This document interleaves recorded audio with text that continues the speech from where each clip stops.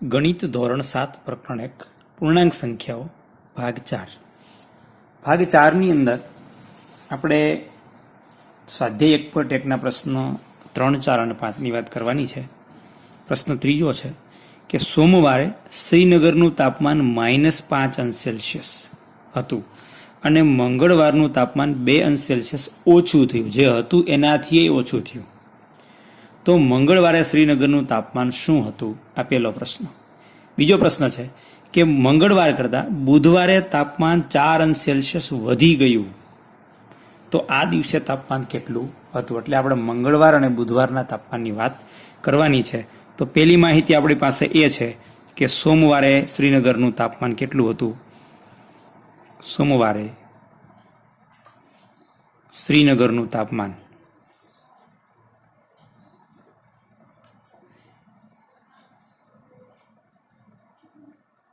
બરાબર -5°C, એટલે કે 0 કરતાં ઓછું. અને કોઈ પણ વસ્તુ જ્યારે તાપમાન 0 થાય ત્યારે બરફ બની જાય પાણીનો. 0 કરતાં ઓછું એટલે કે એકદમ સારો બરફ જામી ગયેલો હોય ને એટલું બધું ઠંડુ હતું શ્રીનગરનું તાપમાન. હવે મંગળવારે પાછું હજી ઘટ્યું, -5 કરતાંય નાની સંખ્યા બની, એનાથી એ ઘટ્યું. તો આપણે મંગળવારે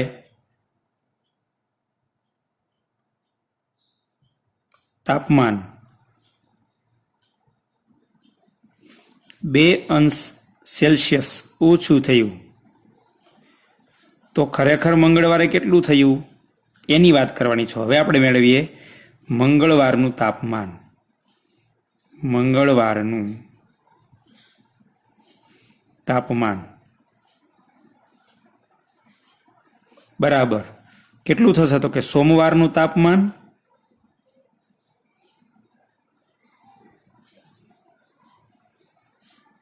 ઓછા એટલે ઘટ્યું એટલે ઓછું થયું ને, એટલે ઓછું એટલે ઓછા બાદ બાકી ઓછા થયેલ ઘટાડો કેટલો ઘટાડો થયો? તો કે 2°C. તો સોમવારનું તાપમાન કેટલું ઓટલું? તો કે -5°C ઓછા. કેટલો ઘટાડો થયો? તો કે 2°C. હવે સૌથી અગત્યની વાત, અહીંયા આપણે કહીએ છીએ બાદબાકી કરવાની, પણ ખરેખર થશે ઉમેરવાની ક્રિયા. શા માટે? કારણ કે બંને પૂર્ણાંકોની નિશાની સરખી છે એટલે ઉમેરવાની ક્રિયા. 5 + 2 7. પણ એ 7 કેવા? તો કે બંને જેવા છે. આ બે કેવા છે? તો કે ઋણ, એટલે કે -7°C. તો જ આપણે કહી શકીએ કે -5 કરતાં -7 નાના છે. કારણ કે ઋણ પૂર્ણાંકમાં જેમ આંકડો મોટો એમ એની કિંમત ઓછી, કારણ કે ઘટાડો થાય છે. એટલે -5 કરતાં -7 નાના કહેવાય. એટલે ઓછું થઈ ગયું. કેટલું ઓછું થયું? તો કે 2 જેટલું. તો આપણે કહી શકીએ કે મંગળવારનું તાપમાન -7°C હશે. હવે ત્યાર પછી એવી જ રીતે બુધવાર માટે, તો મંગળવારનું તાપમાન કેટલું હતું એ આપણે મેળવ્યું. મંગળવારનું તાપમાન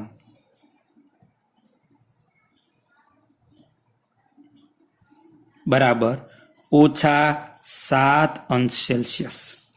હવે બુધવારે થયેલ વધારો, બુધવારે તાપમાનમાં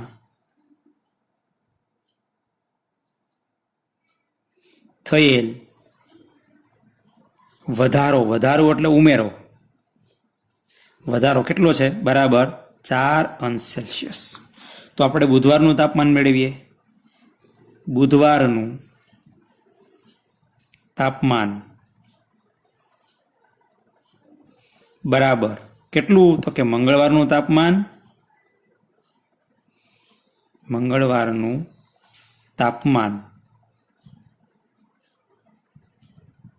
વત્તા થયેલ વધારો.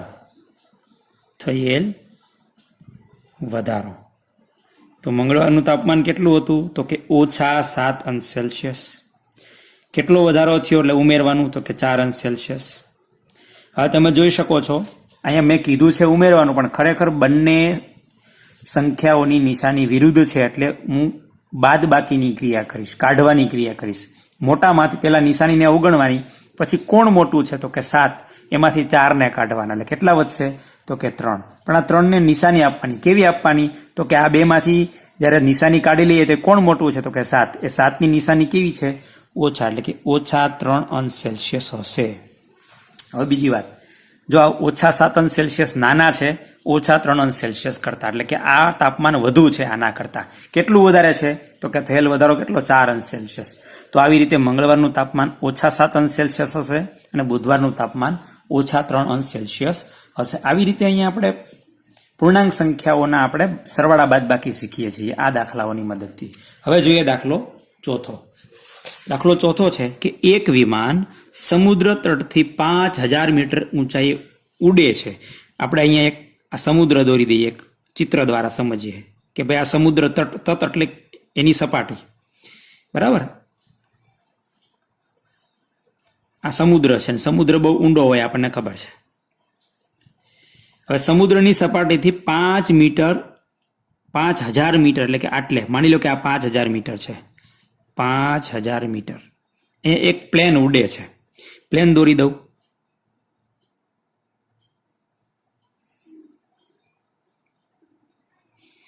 ચાલો આ એક પ્લેન દોરી દીધું, બરાબર. આ પ્લેન છે એ ઉડે છે 5000 મીટર ઊંચાઈએ. કોઈ એક ચોક્કસ બિંદુ પર આ વિમાન સમુદ્રની સપાટીથી 1200 મીટર નીચે તરતી સબમરીનની બરાબર ઉપર છે. એટલે જ્યાં પ્લેન અહીંયા સમુદ્રની ઉપર છે એવી રીતે 1200 મીટર નીચે આ 5000 મીટર ઊંચે છે સમુદ્રની સપાટીથી, તો એક સબમરીન એટલે પાણીની અંદર તરતી એક બોટ અથવા તો પાણીની અંદર રહેતી એક એવી વાહન કે જે દુશ્મન દેશો ઉપર આપણે નજર રાખવાની હોય, બરાબર. આવી સબમરીન હોય કેપ્સ્યુલ આકારની. આવી સબમરીન આની અંદર આપણા દેશના સૈનિકો હોય જે બીજા દેશના સૈનિકો ઉપર નજર રાખતા હોય, એટલે કે સમુદ્ર ઉપર થતી હિલચાલ ઉપર નજર રાખતા હોય. અહીંથી આનું અંતર, આ સમુદ્રની સપાટીથી આ અંતર છે 1200 મીટર. 1200 મીટર. તો સબમરીન અને વિમાન વચ્ચેનું લંબ અંતર, લંબ એટલે આ સીધે સીધું જે અંતર છે એને, તો આ અંતર કેટલું છે? તો કે 5000 અને વત્તા 1200 મીટર. તો આપણે અહીં લખી શકીએ કે સબમરીન અથવા તો વિમાન અને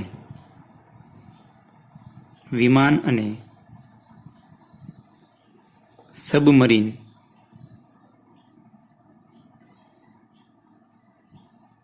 વચ્ચેનું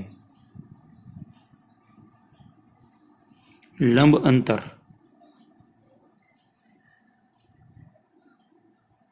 બરાબર કેટલું? તો કે સમુદ્રની સપાટીથી વિમાનનું અંતર, સમુદ્રની સપાટીથી વિમાનનું અંતર વત્તા સમુદ્ર સપાટીથી સબમરીનનું અંતર.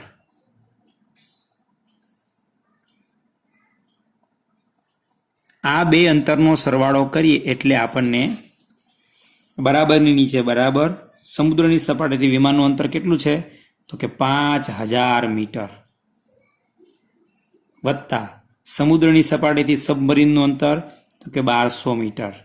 આ બેનો સરવાળો કરીએ 5000 ને 6000 વત્તા 200 એટલે કે 6200 મીટર. આ તો એકદમ સરળ દાખલો હતો.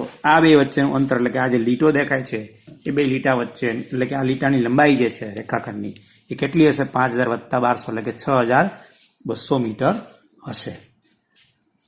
અહીંયા આ દાખલો છે એ આપણો પૂરો થાય છે. જોઈએ પાંચમો દાખલો. હવે પાંચમા દાખલાની રકમ છે કે મોહન તેના બેંકના ખાતામાં ₹2000 જમા કરાવે છે અને બીજે દિવસે તેમાંથી ₹1642 ઉપાડે છે. એટલે કે જે પોતાના બેંક ખાતામાં હતા એમાંથી પાછા કાઢે છે.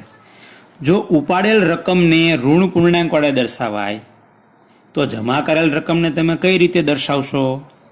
પહેલો પ્રશ્ન. બીજો, ઉપાડ્યા પછી એટલે કે જે એના ખાતામાં 2000 હતા એમાંથી 1642 લઈ લીધા પછી મોહનના ખાતામાં કેટલી સિલક એટલે કેટલા રૂપિયા બાકી બચે તે શોધવાનું છે. એટલે બે પ્રશ્નો છે. તો પહેલા પ્રશ્નનો જવાબ કે જો આપણે ઉપાડેલ રકમને ઋણ પૂર્ણાંક વડે દર્શાવીએ તો જમા કરેલ રકમને એનાથી વિરુદ્ધ ધન પૂર્ણાંક વડે દર્શાવવા પડે. તો આપણે લખીએ, જો ઉપાડેલ રકમને ઋણ પૂર્ણાંક વડે દર્શાવીએ તો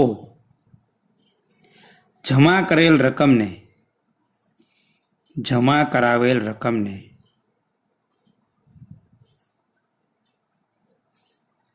ધન પૂર્ણાંક વડે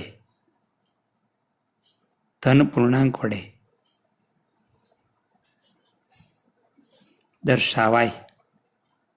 બરાબર, આ પહેલા પ્રશ્નનો જવાબ. બીજું, ઉપાડ્યા પછી મોહનના ખાતામાં કેટલી શિલ્લક છે એ શોધવાનું છે.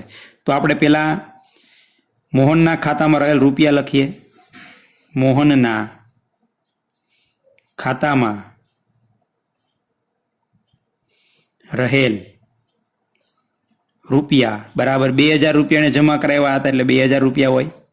મોહને ખાતામાંથી ઉપાડેલ રૂપિયા કેટલા? તો કે 1642. તો હવે આપણે મોહનના ખાતામાં કેટલી શિલ્લક છે? તો મોહનના ખાતામાં